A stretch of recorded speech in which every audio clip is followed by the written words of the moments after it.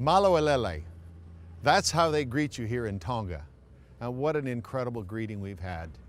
Oh, I wish you could just sense the warmth and the friendliness and the incredible caring and giving of these people.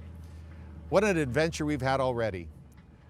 You know, when we first got here, they wouldn't even let us get to our hotel, or actually we're staying at the mission compound in some of the faculty homes.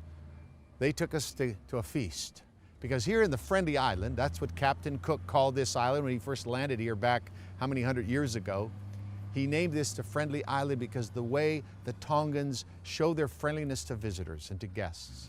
And we feel at home.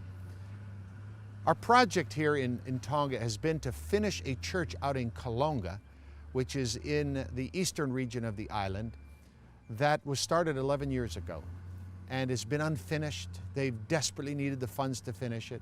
And of course, Quiet Hour is all about building churches and chapels. That area of the island is ripe for harvest. And so we've had a group out there these first few days doing the final finishing projects in that church. Plumbing, septic system, painting, doing some concrete work. There's a lot to be done. But while we've been here, we've discovered that within the last few years, there's been a little community in Papua, Tonga, and that's where we are right now. We are out in the middle of, well, you'd say a swampland. This is low tide right now, and right behind us we have a backloader that is filling an area that is going to eventually be the church. We were able to take up a special offering from our group. This is over and beyond what we had budgeted for here, but our people saw the need and they said, we've got to do something for those people. And so there's been 25 dump truck loads of gravel and rock that have come to fill the rest of this area today. They've already done about 2/3 of this when we got here, one dump truck at a time. Well, can you imagine their youth and their church family, every time a dump truck would come with 10 cubic yards of rock and fill, they're out there with their hand shovels and rakes and by hand moving this to fill this area. Well, we decided this special offering we took, we'd hire this front loader and he would do the work that would take us a week. He could do it in just a few hours.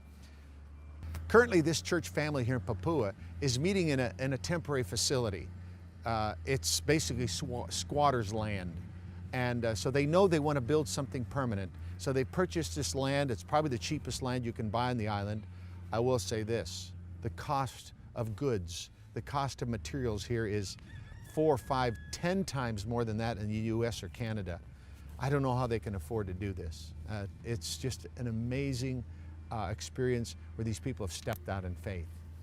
I'm going to tell you what, these young people from Canada and the United States and the staff, their lives have already been so impacted by the incredible giving of these people.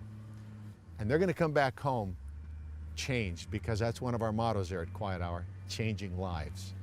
And we've just had an incredible, what a great group of young people and staff that have come to join us. There's 44 in all, and part of our project here is also we are doing 2 evangelistic series of meetings.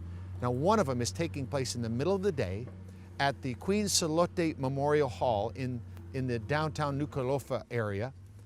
And they're doing it from 12 to 1:30 each day during the middle of the day when the civil servants, the workers in town, have their break. And so that's where we've set up our eye clinic. Yesterday, the eye clinic saw nearly 100.